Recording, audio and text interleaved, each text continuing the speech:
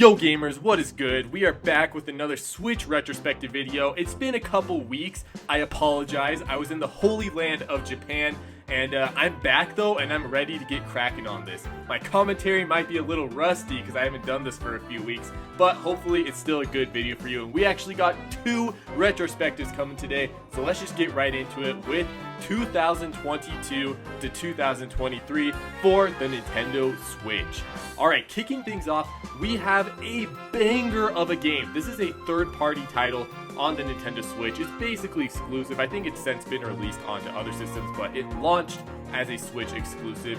Triangle Strategy. This comes to us from the team at Square Enix, Team Asano, who also worked on the Bravely Default games and Octopath Traveler. Although unlike those two, which are turn-based combat, this is a strategy role-playing game, and frick me, this game is a masterpiece. Seriously, this honestly gives Fire Emblem a run for its money. Not only is there great strategic depth in the gameplay, with the angle in which you attack your opponent having a pretty massive impact on the damage or on the types of strategies you can deploy, there's also just a ton of upgrades for your classes, a ton of different types of classes. The map design and mission variety is also very strong, and the whole thing is presented in this really nice HD 2D visual style that, I mean, man, it just kept getting better and better. Octopath Traveler looked great, but then this game looks even better, and then Live Alive, a game we'll be getting to later this year, looks even better, and then Octopath 2 looks even better than that, and then we got the Dragon Quest remakes. Like, they just keep refining this style, and it already looked very good to start with. Here, it's even better.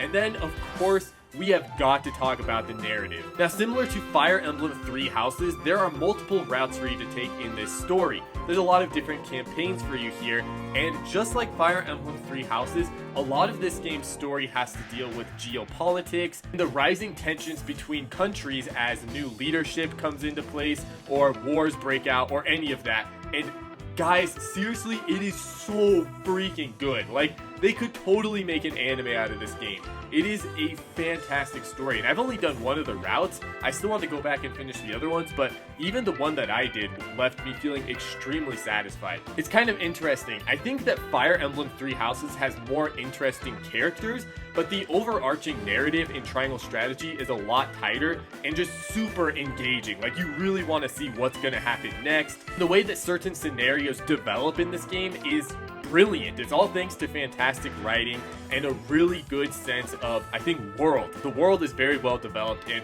everything kind of makes sense. You get a really good idea for what each of these different countries are like, and, you know, what each region within the country has to offer in the greater geopolitical sphere. What is their minerals that they're trading, all that stuff. It is super, super good, you guys. I mean, I know it might not sound like the most exciting thing to talk about trading, but no, this game is so good. Trust me, the story is awesome. You're gonna be hooked. It is such a fantastic title. I cannot recommend it enough. It goes on sale semi-frequently. In fact, it might even be on sale right now. I feel like I saw that on X the other day. So go buy it if you haven't yet.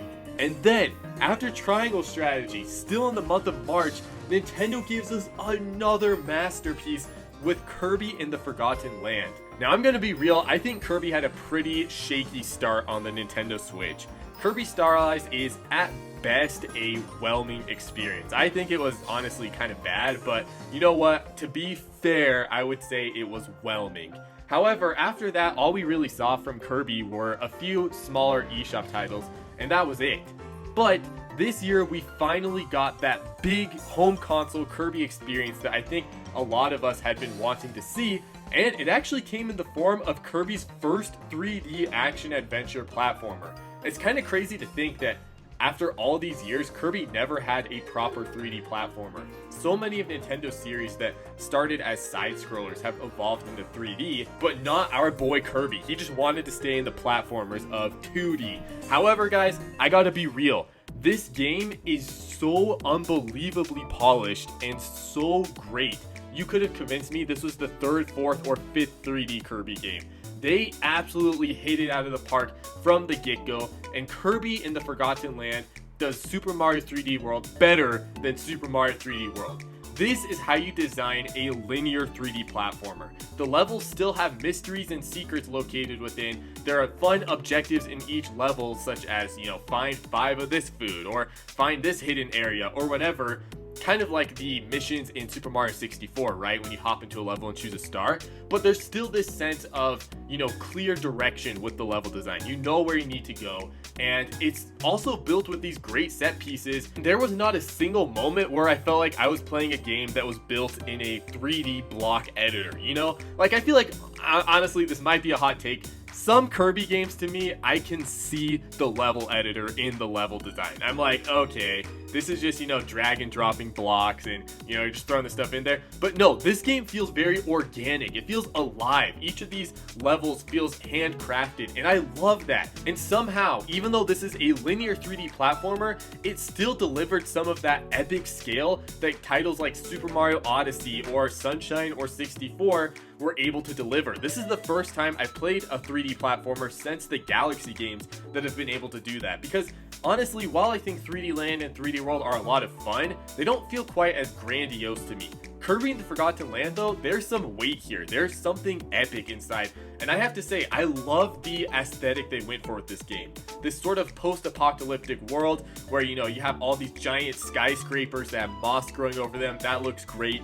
The abandoned mall is awesome. The abandoned amusement parks are great. It is just a great visual identity for this game. The music is also fantastic. It controls really wonderfully, and they're even upgrading this game later this year on the Switch too. So, okay, I'm gushing a lot, but to wrap this whole thing up, I will say this is the best linear 3D platformer since the Galaxy games, and honestly, it's not even that far behind those two in terms of its quality.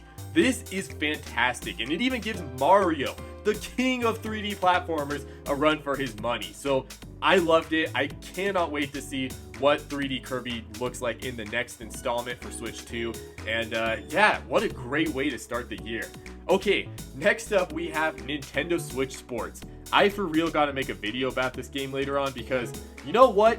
I am going to defend this game. Frick you haters. I love Nintendo Switch Sports. I know everyone's like, oh, it doesn't have the soul or the personality of the Wii Sports games. And to that I say, it wasn't supposed to. This isn't supposed to be a Wii Sports 3. This is a new take on the sports series, and I feel like it absolutely excels in having its own sort of charm. The sports mates are clean. I don't know why y'all hating on them so much. Yes, they're a little bit more generic than the Mii characters, but I think they look fine. They look like a baby of the Animal Crossing characters and Mii's. It's like they had a baby and then you get the sports mates. And above all else, the one thing that I just cannot listen to people say is the gameplay. These games are so much more fun to play than any of their sports counterparts in the Wii Sports titles. The controls are a lot more responsive, and there's a lot more mechanical depth. And then of course there's the island this takes place on. Although it's not Woohoo Island, I will say I like Woohoo more. Spoko Square is pretty cool. I love how it has this very sleek, modern, you know, shopping mall sort of vibe, this, you know, fancy sports resort. I love it. I will say though, I have a lot of ideas for ways that they could make this even better. I think this was a very strong foundation for a potential Switch Sports 2, which they're probably going to do considering how well this game sold. And maybe I'll make a video about that later. I'll probably put all my thoughts on Switch Sports in that one later. But basically, I think this game is a ton of fun. I think it absolutely has charm. I don't think it's this derivative, you know, soulless corporate attempt at Wii Sports. No, I think if you're going into this game expecting Wii Sports 3, you'll probably be disappointed because that's not what it's supposed to be. It's a new take on the sports series for the Switch, and I think it represents kind of modern Nintendo better. And although you could say that's an admission of Nintendo's, you know, modern Nintendo's lack of personality, I look at that more as saying that Nintendo just has a new style of charm, and I still think that it's Nintendo ultimately, even if it is different. But I guess that's kind of getting into semantics and theory and all that stuff, so we'll get out of there. One thing that I will agree with the internet on though is Mario Strikers Battle League in June sucks. Like, this is just an embarrassing release on Nintendo's end. The fact that they thought they could get away with charging full price for a game that is essentially just a glorified, well, Wii Sports minigame essentially, is ridiculous. And I guess that's kind of what ARMS was now that I'm thinking about it, but at least ARMS felt like it was a little bit more content rich. Mario Strikers Battle League has like one mode, and it's just the soccer. And look, it is fun, and playing with 8 people is pretty chaotic, and it's cool. So I'm not gonna say that like the game itself is poorly made or it can't be fun, but like, bro, you need to add a campaign. You need to add stages that actually have variety or obstacles in them. You need to add more characters, more items. You need to make everything about this more in depth. Like, as it stands, most of the, I guess, interest in this title comes from the controls, which I have to be honest, I think they overdid it a little bit. I think this is too complicated for a Mario sports game. You can't just pick up Mario Strikers or Mario Strikers Battle League and play with friends. Normies cannot just pick this up right away. And before you say, oh, they're just retarded. No, it is complicated. It takes a while to get used to. And especially when, you know, the characters are so small because it's zoomed out, it's kind of tough to understand where you are at all times. So I'm kind of ranting a bit, but my point is that Mario Strikers Battle League is, I think, a game with solid gameplay, not perfect. It could have used some slimming down, and maybe they could have found a way to make it easier to see the characters in the action. But man, like the skeleton, well, okay, the skeleton's fine, but the body is weak, man. Like there's no meat on this body. I want some meat. I want some thick meat on this skeleton, right? Like I actually want things to do in this game. And I don't know, at the end of the day, I played this and I was thinking, I don't know what the future of the Mario sports games looks like. They progressively sold worse on the Nintendo Switch, and it seems like the reception also got worse with each entry. I'm low-key feeling like the next Mario sports game they do is just going to be like a compilation of a lot of sports. I feel like that's the future, because I don't think they can get away with making these subpar games forever. So anyways, yeah, that was kind of a harsh criticism of Nintendo. But the next game is Fire Emblem Warriors 3 Hopes, something I was personally pretty surprised about when it was announced, to see that they were kind of building off of the Three Houses world with a Warrior spin-off. I gotta say, I really liked this game. I have not finished it yet, but what I have played so far, it is definitely my second favorite Nintendo Warriors game, just behind Hyrule Warriors Definitive Edition. I love this game. The music is fantastic. I think that it does a smart job at, you know, not going fan fiction with changing things up or adding to the Three Houses world, but rather really trying to give a different approach to it. And I don't know, it worked well. And I mean, I guess above all else, I just really have to shout out that music. I mean, holy crap, man. Warriors 3 Hopes, that music is illegally hard. If you need an adrenaline boost, just throw that on. You're gonna love it. You're gonna be running around the city in seconds. Okay, next up is another Square Enix game, also from Team Asano. I have not beaten this game either, but is Live Alive. This is a remake of an SNES JRPG, and it's kind of funny because I feel like it's pretty similar to Octopath Traveler in that you have a lot of different characters, each with their own kind of self-contained story. And I don't know, I liked it. I've played it, like, I beat like half of them. They are a lot shorter than Octopath Traveler, because I think whereas in Octopath Traveler each character has like 4 chapters, this game, I think it's just a one and done. You just do the one chapter and you're done. So yeah, it is definitely a bit shorter. That being said though, I think that the concepts behind each of these characters is way more interesting than Octopath Traveler, and that's because there's a lot more freedom in the design. Whereas Octopath Traveler, everything is very much in a fantasy setting, which is interesting and fine.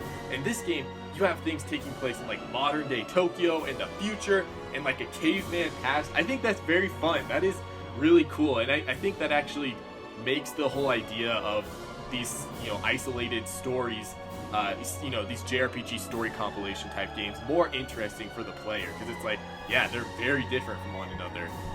So yeah, I haven't beaten it yet, but it was pretty fun. I'm not sure if I'd say I like it more than Octopath Traveler, but I definitely think it was at least a fun kind of, you know, adjacent type game. Okay, but next up we have yet another game I would say is 10 out of 10. Dude, Xenoblade Chronicles 3. Frick, bro. If you've played this game, you know. This game is just so special. This is something truly generational. Not only does it refine the combat system I think, of all the Xenoblades up until this point, into the best version yet.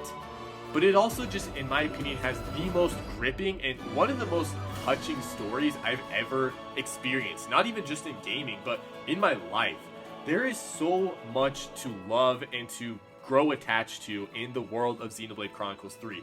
It is a decidedly more somber entry than Xenoblade 1 or 2. And obviously I have my critiques of 2. I said that in my 2017 retrospective video. That game is just a little bit too lighthearted for my liking. But this game is even a lot more serious than Xenoblade 1. And I saw this great comparison on the internet. It wasn't really a comparison, it was more of like an analogy. But they were saying that Xenoblade 1, the theme is birth, and you can see that a lot throughout the narrative, through certain characters, you know, Albus, all this stuff. Xenoblade 2 is life. This is kind of like, you know, the everyday life and change and all that stuff. You know, I also think that makes sense, right? You're growing up, you're playing as Rex, who's kind of a young boy, and you're growing up through the world. And then Xenoblade 3 is death.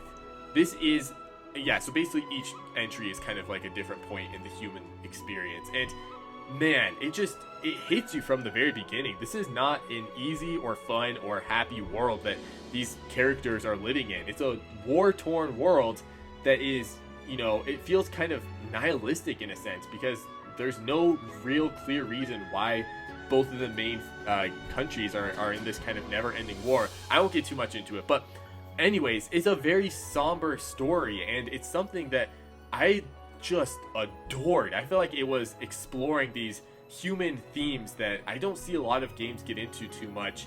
And there were like several moments in this game in particular that were just straight up like art. They were just pure art. I think the scene in the city, wait, this is kind of a spoiler by the way. There's a scene in a particular city where the characters they witness the birth of a human, and that was like just fascinating to me. I thought that was so powerful, showing the beauty in life, even though this world they're surrounded by is constantly death. To see the beauty of birth was something incredible. And then at the end of the game, okay, I'm not going to really spoil too much, because I really do hope if anyone watching this or listening to this hasn't seen or played the game yet, that they go out and do so. But the ending of this game, I'm going to be real, I'm not a guy who gets emotional very easily. I don't, or at least I don't show it like through tears or whatever. That's just not my style. But I'm going to be real with you guys. This ending, it brought me a little bit to tears. It was a truly powerful ending with one of the best tracks I've ever heard in a video game going to it. And just seeing everything culminate together, seeing the Xenoblade saga come to a close, especially if you've been playing since the first one, it is just, they absolutely murdered the landing, like everything you could have wanted. And it's really cool because this game, not only you can play this game as your first Xenoblade and you'll still enjoy it a lot, but if you've been playing the previous games, there's a lot of connections to those worlds, and I just think that they did a really good job balancing that, of making it something satisfying for longtime players, but also really fun and special for first-timers. So, yeah, I don't know. I'm gushing a little bit. I adore this game. Xenoblade 3 is a masterpiece. The world, the music, the characters, the story, the combat, it's all great. And the side quests are even fun. This is the first Xenoblade game where I actually wanted to do some of the side quests, because I'm gonna be real, most of them are pretty boring. I still think there's quite a bit of ways for Monolith Soft to go in terms of their side quest design, but this one was a lot better than before. I gotta give them props for that. So I love this game. And hey, they brought the job system from, you know, Bravely Default, and I think it was Final Fantasy V that actually started it. They brought that into this game, so you know I love that. I absolutely love job systems in RPGs. So yeah, Xenoblade Chronicles 3, man, go buy this game. It is truly going to change your life. Well, maybe that's a little too much, but it'll definitely make you think, now that was a freaking good game by the time you beat it. Alrighty, and speaking of 10 out of 10 games, I am going into another one. I told you guys, 2022, it went so hard with its big releases. Splatoon 3. Okay, Now, I know that, like, from what I've seen on the internet, there is some people who kind of dislike Splatoon 3 for a few reasons. They think the internet is worse. They think that some of the balancing is worse. They think some of the stages are kind of uninteresting. And look, I can admit that I think I would like to see Splatoon 4 get a little bit more dynamic with its stage design, maybe some more interactive objects within the courses, or maybe just some more platform types or whatever to make them feel less like a, you know, essentially like a pretty version of a mirror of blocks, right? Because that's what it is. It's just like, you know, a bunch of little blocks put together and then they mirror that.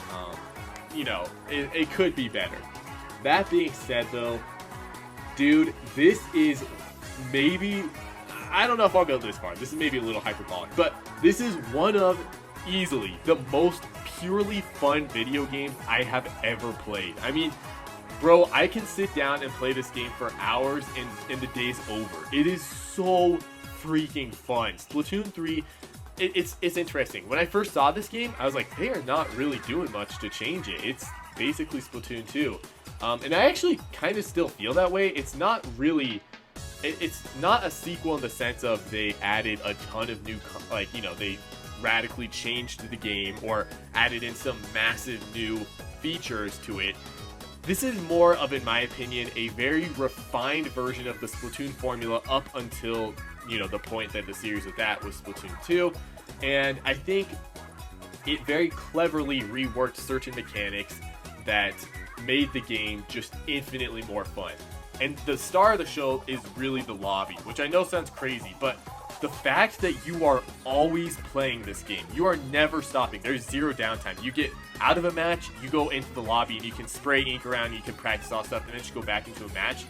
That does so much to keep you invested in this game. It's crazy. It's like, I would have never guessed something like that would have such a deep psychological effect, but it's true. I'm a lot more likely to put down a game where the menu is just like a menu, right?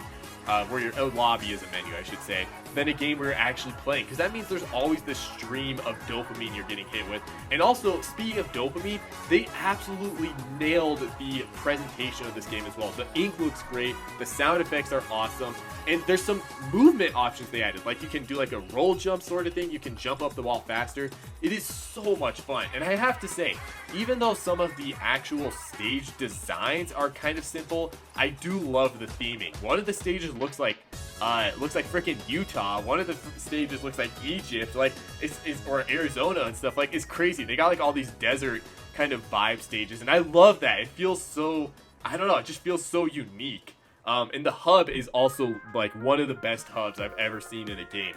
It's seriously up there with Mario 64's Peach Castle. I think it's called Splatlands in this game. I love the Splatlands. It looks so good. Like, there's so much to explore in that big city. I love there's like all these kind of random, you know, apartment buildings you can climb up for no reason, but just it really feels like an actual Japanese city. If you live in Japan, you'll know what I mean. But they destroyed the aesthetics with this one.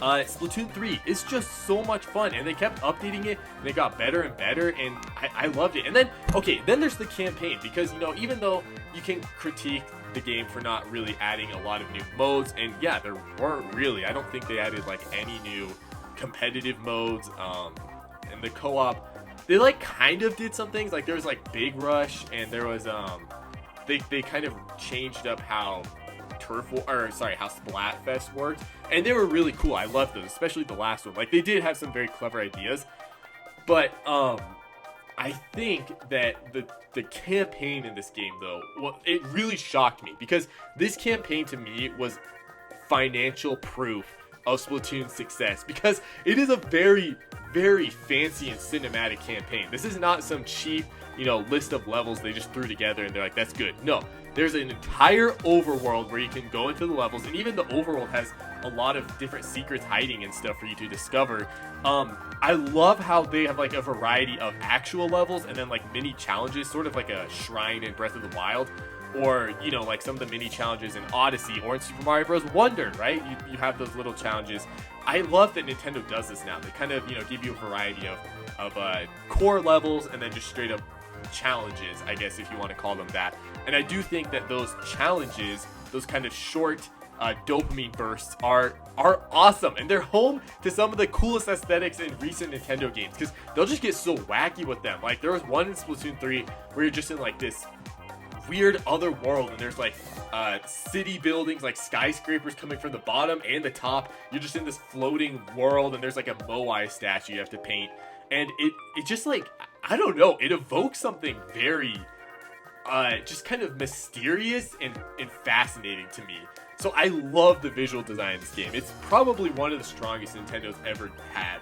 And then, of course, it all culminates in a final boss that is just beyond epic. Like, they went so hard on it. Way harder than I would have ever expected. But I just love to see it. You love to see a modern Nintendo IP that is selling so well, and that they're really, you know, treating like a big game. Like, yeah, I don't know. Some Western gamers still think of Splatoon as like a smaller Nintendo series. Bro, it is not. It literally isn't. The sales prove that. Splatoon is a big boy. Splatoon is with your Marios, your Zeldas, your Pokemons, your Animal Crossings, right? Like, it is big. This is a big series, so I love to see that. And this is a great game. So, yeah, alright, that's enough Splatoon 3 gushing. Sorry, this video had a lot of me just kind of ranting, but that's just, I don't know. I love a lot of the games here. But the rest of these will go pretty quick, though, because I actually don't have much to say for most of them. Mario plus Rabbids Sparks of Hope. I don't know, man. Like, it was fun the first time, but this one just feels like a cringy Reddit fanfic to me. I hate the original character designs. I don't like that the game tries to act like it's so cool and epic. You know, this is kind of the reverse problem I had with Xenoblade 2. Whereas Xenoblade 1 was a more somber, grounded, kind of, you know, mature story, and then Xenoblade 2 got very, you know, happy and kind of jokey, and then luckily we went back to the more serious nature with Xenoblade 3. I feel like Mario and Rabbids 1 was very happy and silly, and I love that. That's what it is. And then Mario and Rabbids 2 is like, oh, we're cool now. It's like, no, you're not. Like, you're not cool. Stop trying to think you're cool. You're not. Just shut up and give me a goofy Rabbids game. So I can't get into this. I've tried like 3 times, but yeah, yikes. Okay, and then continuing with 3s, because we got Xenoblade 3, we got Splatoon 3, and now we're getting Bayonetta 3. My gosh, there's the year of 3s, but Bayonetta 3, I have not yet played this, but I've heard people say it's pretty good. The story is kind of weird if you've played the previous Bayonetta games, and there are a few performance issues on the Switch version, but it looks cool. I mean, everything I've seen of it looks cool. I own it, I just haven't actually got into it yet. So one day I will. Okay, and next we started 2022 with Pokemon Legends Arceus, a 10 out of 10 in my opinion, although it does have flaws. We end the year with Pokemon and Pokemon Scarlet, and I have a lot of thoughts about these games. I should probably make a video about this as well, but look, man, I think my biggest problem with Pokemon Scarlet and Violet is just that we had gotten a taste of what truly next-gen Pokemon looks and plays like with Pokemon Arceus. That game had this radical new gameplay progression loop that was intensely addictive. It kind of recontextualizes the way we've thought about certain things in Pokemon, but it does them way more interesting to me than a lot of the recent entries, or really just any of them for that matter. It capitalizes on what makes Pokemon special, and it was just an incredibly fun and very well put together experience. Pokemon Scarlet to me is like, I would say it's like maybe 100 steps backward from Pokemon Arceus, but maybe like still a few steps above, like, you know, what I guess the traditional Pokemon progression formula is.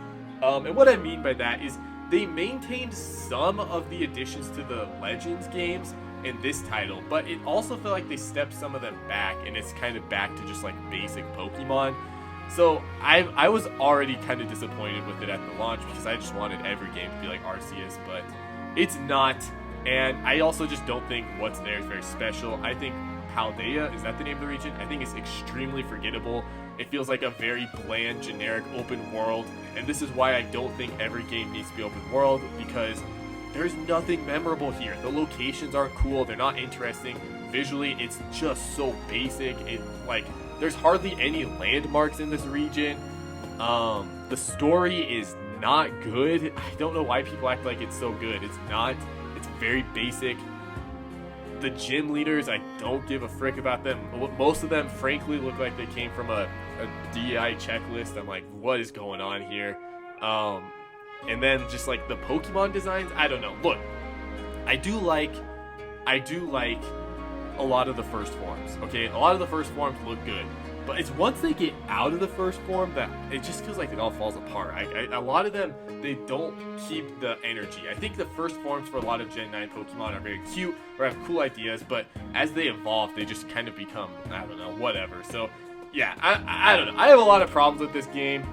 I think that this is like the modern X and Y for me, where I can see good things about it, but the more I think about it, the more I'm like, oh yeah, I definitely don't like that. And so overall, I think it was kind of a weak end to the year. October wasn't great. November wasn't great, but whatever. The year had so many bangers. Okay, let's move to January. January of 2023, we got Fire Emblem Engage, the first new Fire Emblem game on Switch since Three Houses. And I also kind of want to make a video on this. Wow, there's a lot of games this year that I want to talk about, but this video is already getting so long, I need to hurry and wrap this up. Fire Emblem Engage, in my opinion, is proof that although gameplay is the most important factor in making a game, especially for a JRPG, you cannot use that as an excuse for a subpar story. And in fact, Fire Emblem Engage just has a straight up horrendous story. It is so bad. The characters are so bad. The music is way worse than Three Houses. It is, by all accounts, a massive failure after Three Houses. The only things I can say it does better is that the game looks a lot nicer. The new engine is fantastic. The animations are really good. Like, I love this engine. I hope they use this engine, a better version of it, for the next Fire Emblem on Switch 2. Okay, it looks nice. I think it's fun. It is fun. Like, the gameplay is good. I do prefer Three Houses gameplay because I think there's more room for strategic depth. This one kind of streamlines the Fire Emblem combat system from what it was in Three Houses back to something more similar to the older games, which is fine, and that is fun. I do think that makes it easier to get into, but I don't know, I kind of liked making these crazy builds on Three Houses, so that was a little disappointing for me, but it's not a deal breaker at all. That's like it though. The story sucks, the characters suck, the music is worse. I prefer the strategic depth that Three Houses offered. Really all I can say is the game looks nicer, and I think it's easier to get into this one than any other Fire Emblem game on Switch. So if this is your first time, I don't know if I'd recommend it though, because the story's so bad, but like if you just really want to play the games, then this is a good spot to begin with. It did not sell very great though. It definitely fell off from what Three Houses sold, so that is interesting.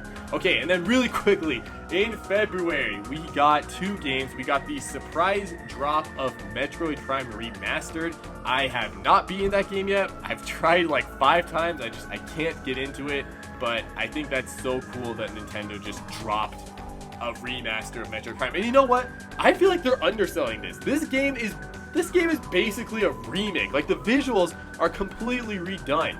You know, if we're gonna say that the only way a game, you know, the distinguishing point between a remaster and remake is just like if they redid the code, I feel like that's getting into semantics, and that's kind of ridiculous. I think the only things this game keeps the same from the original are the animations, the music, and the actual programming, but everything else is totally new. And I don't know, I just think, dude, it's a remake. Come on. I mean, it's like, it's either a very high-end remaster or maybe a lower-end remake, but yeah, whatever. Anyways, next up for the last game of this year for the Nintendo Switch, we have Kirby's Return to Dreamland Deluxe, which, interestingly enough, you might think this would just be a remaster of the Wii game, but I would say this is like a full-on remake also. They totally redid the visuals for everything. The music is the same, but they added in new power-ups, they added in a huge, massive new mode that's full of mini-games, and even a new campaign to play after you beat the main game. Like, I don't know, bro. They went super hard on this. This is another great deluxe game, right up there with Super Mario 3D World. Like, they did wonderful with this game. So, yeah, I beat it pretty quickly. I do think that it's weaker than Triple Deluxe, and Planet Robobot in terms of its main campaign, but it is a lot better than Star Allies. It's a fun game, and the mini game it's kind of like a theme park they did. I really like that. It was very charming. It was a very nice thing. So overall, when looking at the Nintendo Switch in its 6th year, holy moly, it's getting old at this point. It is a great year. I mean, my gosh, we had some true masterpieces this year. We had a lot of bangers. We also had a lot of just very good games. You know, like, not only were there a lot of standout titles, but there were also a lot of just very good games as well. So I think it's totally reasonable to say this was the best year for the Nintendo Switch. If someone said their favorite year for the Switch was 2022, and you have to think, I'm talking about the lifetime years of this system, but if you're talking the calendar year of 22, man, then we also have Pokemon Legends Arceus, which is another masterpiece. So yeah, I totally understand people saying 2022 is the best year for the system. I don't think I would say that, but I think I gotta give it a 10, honestly. Like, yeah, I'm not a fan of some of these games, but there's just way too many bangers and like truly best of the system quality titles in this year for me to ignore. But looking at the life year, the 6th year of the Nintendo Switch, very strong. I think the momentum was still absolutely there with Nintendo. They were still delivering innovative and creative, fantastic experiences. And actually, there wasn't too much of a reliance on re-releases this year either. I'm looking through this all now, and I think that the only re-releases Nintendo had were at the very end for Metroid Prime Remastered and Kirby's Return to Dreamland Deluxe. Alive Alive is a remake, but that's not Nintendo, so yeah, I think that's also worth praising, that Nintendo went essentially an entire year with fully original offerings. But overall, I loved this year. Let me know what you guys think about 2022 to 2023, the 6th year of the Nintendo Switch's life, in the comments below. And I will see you again soon for another video talking about year 7.